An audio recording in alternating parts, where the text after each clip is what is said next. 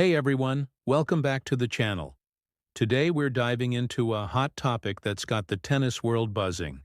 Could we be seeing Novak Djokovic's final year on tour?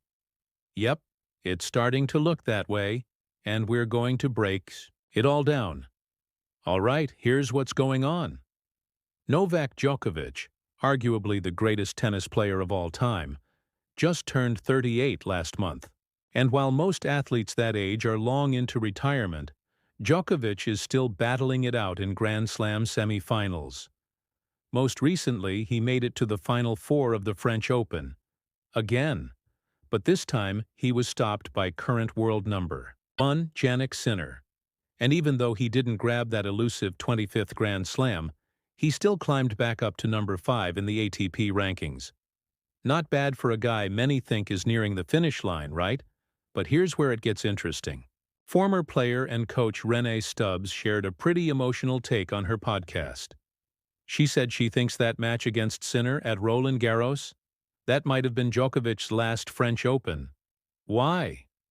Well, she noticed a few things. The body, language, that long walk off the court.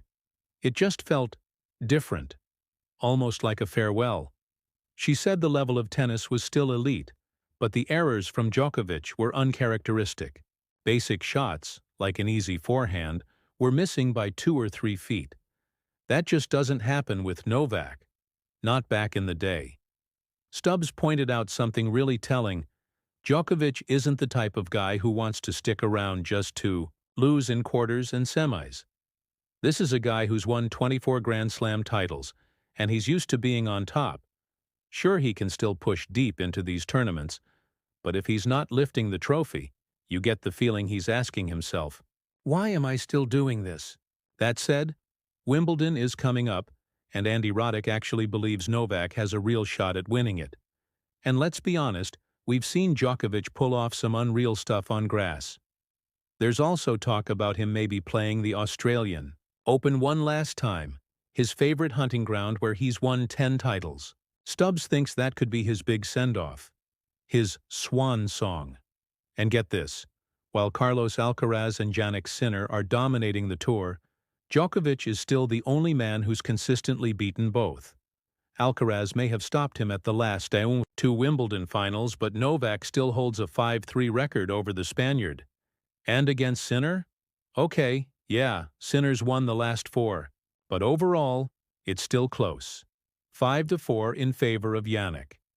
Let's not forget, Djokovic just won his 100th ATP title in Geneva, right before the French Open. That's legendary stuff. Add in those 24 Grand Slam titles, and you've got a career most can only dream of.